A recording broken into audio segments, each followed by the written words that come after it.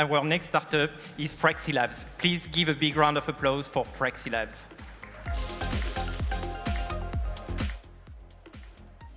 $2.5 million students, 20 countries, 5 continents, active institutional contract in each one of those 20 countries. This is not a vision. That's PraxiLabs today.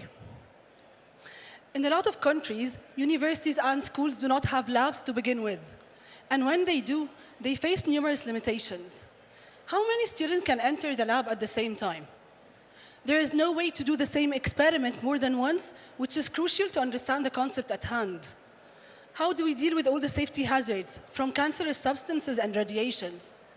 And the very high costs of maintaining a lab, which reaches hundreds of thousands of dollars a year. That's a global problem, not a local one, affecting millions and hundreds of millions, actually, of students around the world. And that's exactly why I founded PraxiLabs. What you're seeing here is a fully immersive 3D virtual lab, mimicking the real experience, but safer, faster, and cheaper. And the interactivity is far more superior than just watching a video. Every student can do every single step, as much as needed, at their own pace, and even assess their understanding. And unlike any other platform, we work offline. So no Wi-Fi is required, and no student is left behind.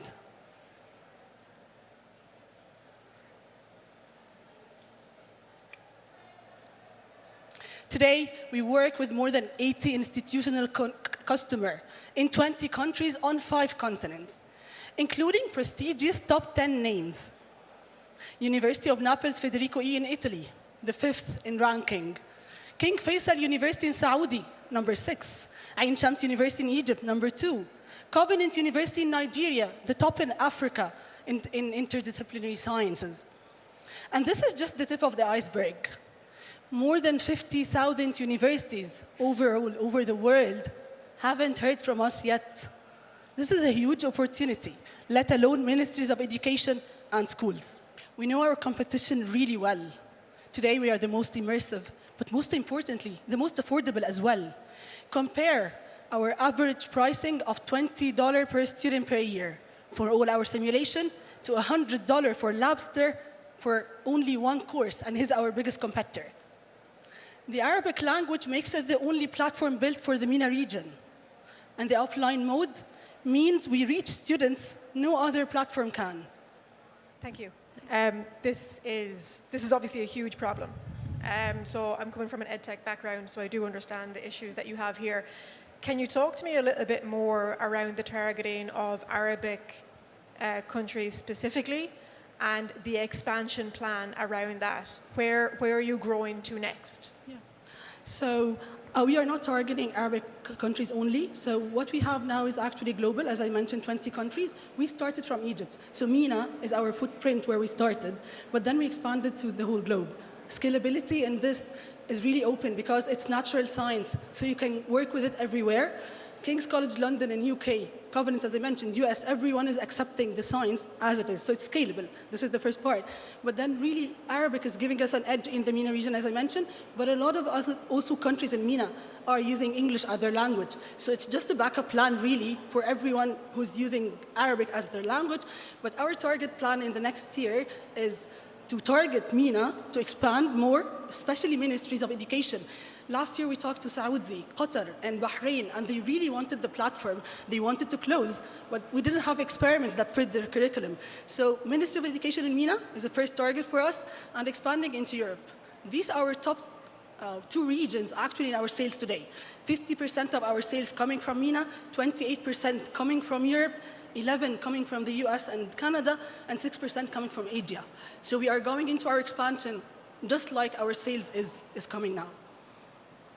Just one more from me. So can you talk to me a little bit around the moat with your technology? Because you mentioned Claude Code there. Sure. So is this easy to replicate? What's the situation? Yeah, it's a perfect question. And the thing is, it's not a generic AI tool, so Claude Code cannot do it by itself.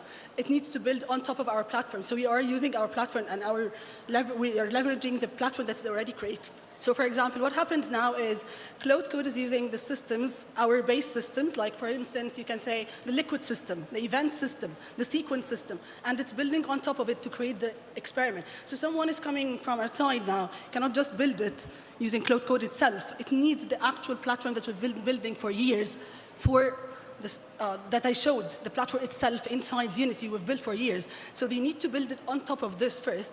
That's one of the modes, but also, I'm sure that you know this, but in EdTech, universities would not trust someone in a day. It needs to build relationship over years, and we've been doing this since 2017.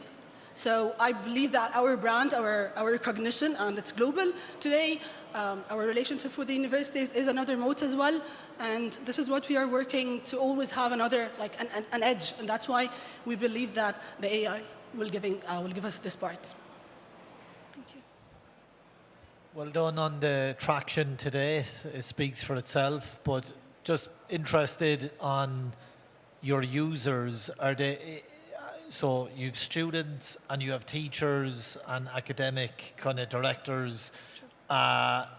Is the lab being used to augment, make their time in the lab better, safer, or can you give us a little bit more what's driving retention, and have you any information on churn? Sure.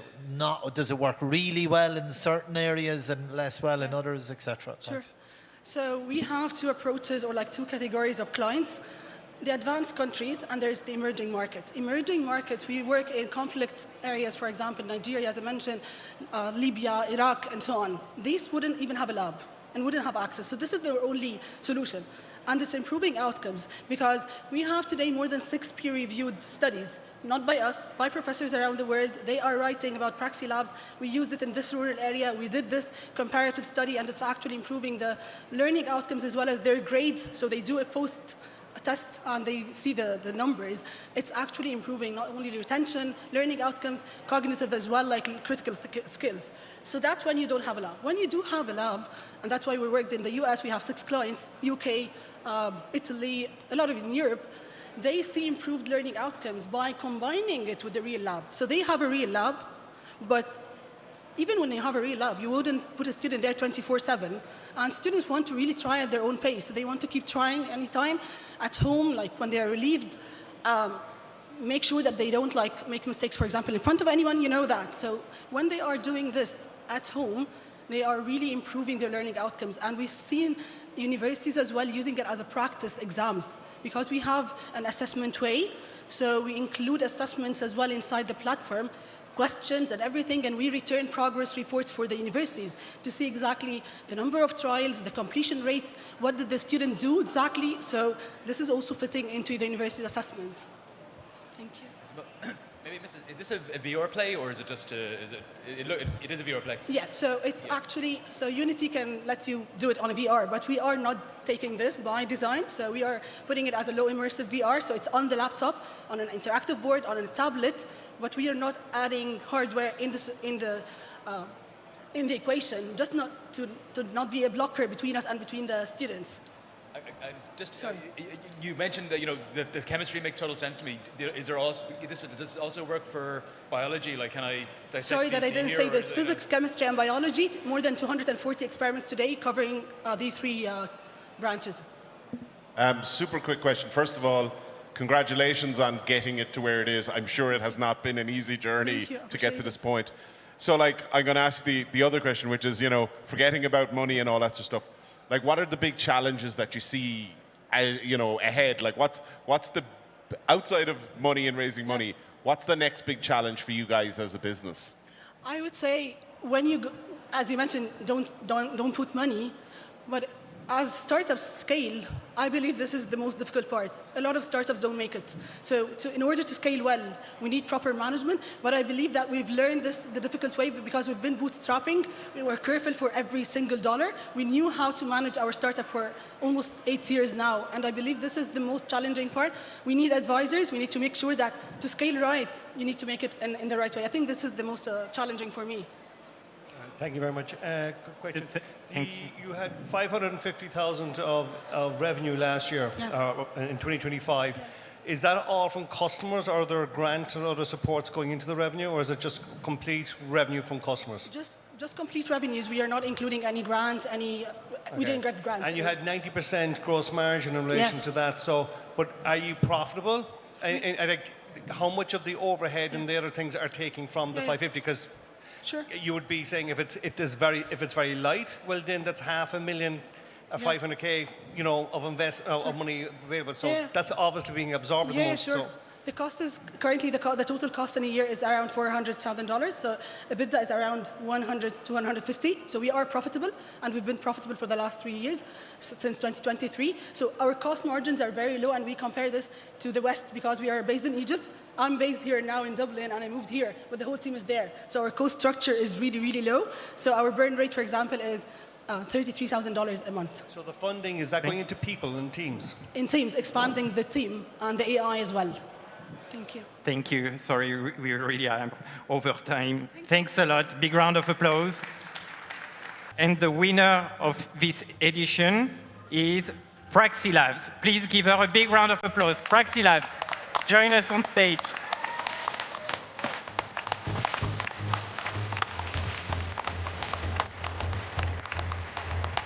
Congratulations.